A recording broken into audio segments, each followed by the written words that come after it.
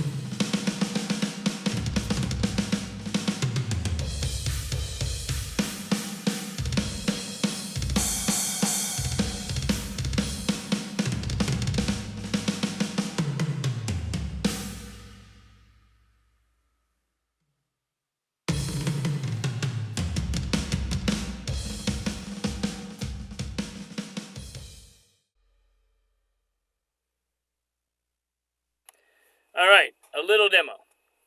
So let me show you guys how to get your threshold and sensitivities adjusted. Okay? So let's focus on the snare drum. Let's get this here.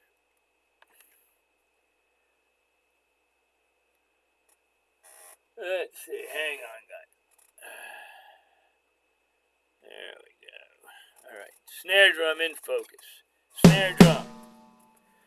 All right. We also see you have the trigger settings. So I'm going to go to trigger. I'm going to touch the note chase. I'm going to just tap on the drum head for the snare. And then I'm going to mess up all these settings for a second. All right, so I'm going to show you how the sensitivity and threshold works.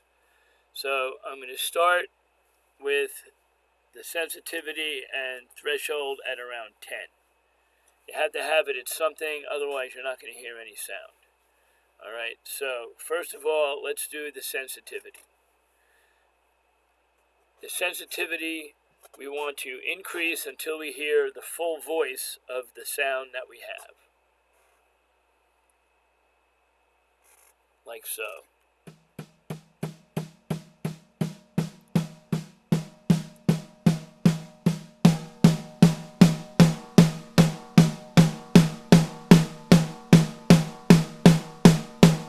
Now at around 60, you don't start hearing any difference at all. So this is pretty much giving you the full sensitivity for your velocity. And I would just increase it maybe by 5. So let's make it 65. Now the threshold is the opposite way. You want to be able to use the threshold to get your lowest, most dynamic sound. So if I raise it, even when I hit the drum quietly, I don't get any real dynamics.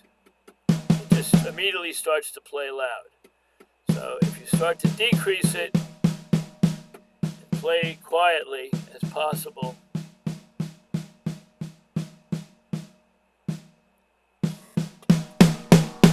you get the most dynamic range. So I find 5 at the threshold is pretty good, with 60, 65 on the sensitivity for the drums. Now this concept works for pretty much all the drums. Now if you're going to go anything below 5, you're going to have a lot of false triggers, and it's going to make getting to an instrument very difficult. Every time you hit something, it's going to switch back to something that's too low. But basically, 65 and a threshold of 5 and a linear curve on all your drums should pretty much do the trick. You'll get very, very, very good sensitivity and response.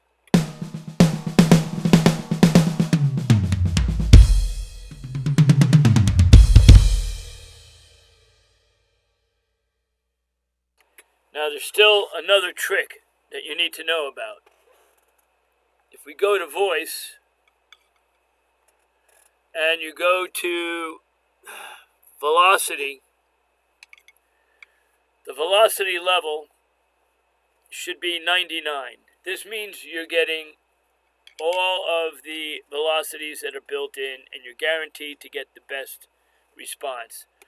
Anything lower than that, like around 80, you're not going to get a smooth response. And this is especially true on your hi-hat.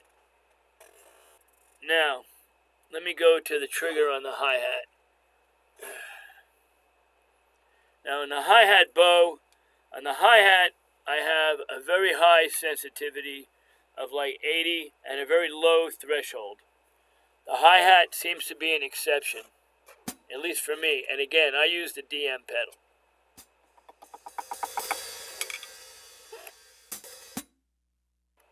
So the hi-hat edge and the bow are the same.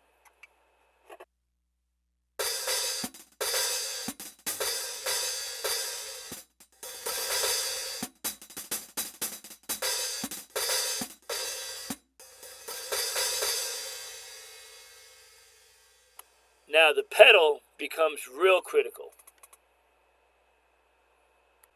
Alright, so look at the pedal curves that I have. I have a log 1 on the top, which is the velocity of the pedal, and log 3 on the bottom. A foot sensitivity of 80 and a high splash. Splash lets me do this. Now, the pedal curve at log 3 gives me the best semi-open sound.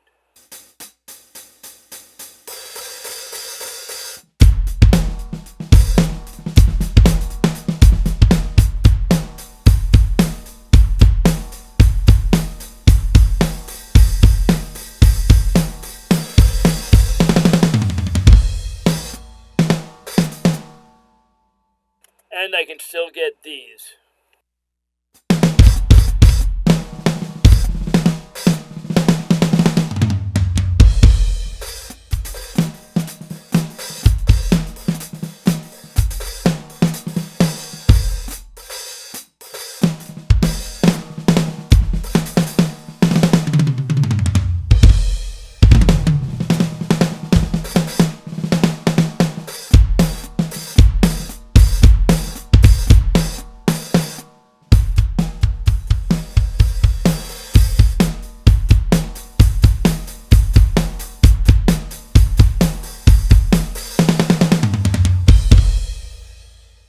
So I'm going to go to a different set because the crash is on here. This is a regular crash, but I have a second ride on here. I want to show you the curves for the cymbals so you can get great swells.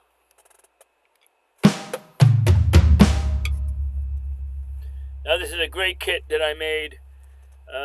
It's basically a stock kit. Actually, it's basically a Slate 5 kit combined with stock toms and the strike cymbals. Alright, CZ18s. Now all my cymbals are the same setup, so I'm only going through one. So I only have one layer of crash, but I do have the bow and the edge sound. As you can see, bow and edge are different. I've said it before, don't settle for the same sound for both. But this is the key right here. If you go to the trigger setting for the bow, I have a log 1 for the bow and a linear for the edge. This allows me to get a nice swell.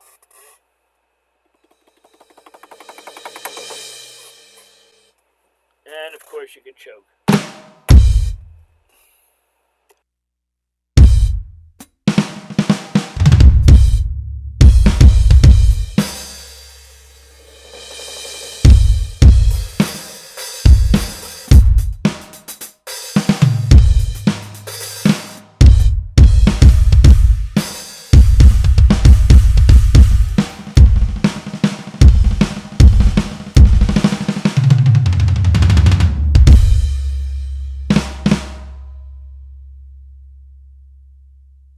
So I hope this video helped. Remember, for drums, you have threshold at 5, sensitivity at around 60-ish.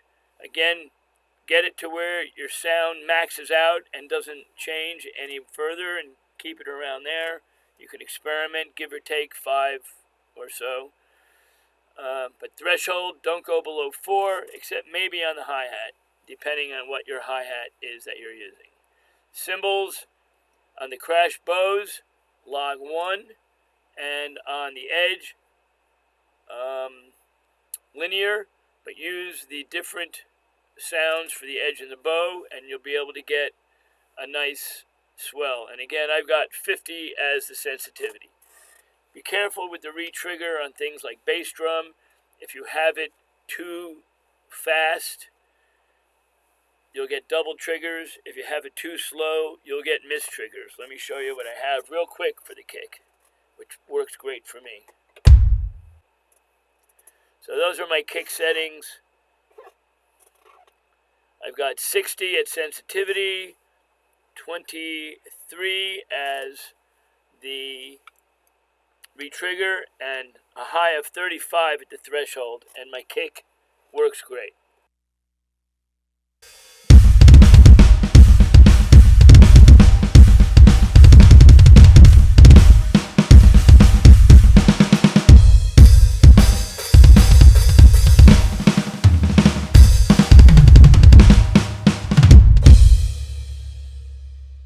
See?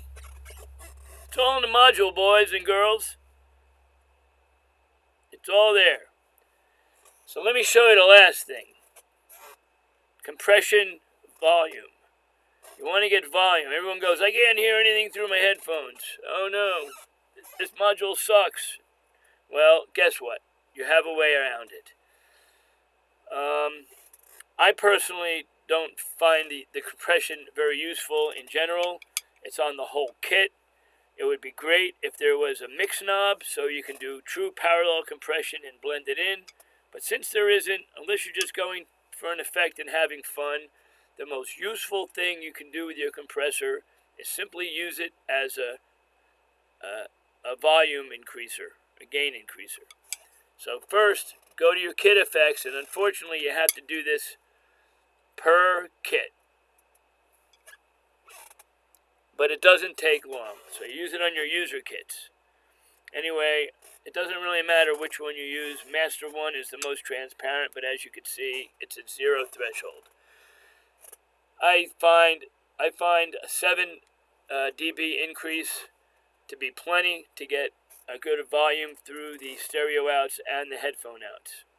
Then what you do, you go through your voices, and I recommend only doing the drums, because should you decide to turn on the compression for some reason, compression on cymbals suck. So you don't need it. The cymbals can get plenty loud. So let me show you real quick. And you do this on all the drums and your percussion sounds, not your metal, not your cymbals. So on your snare,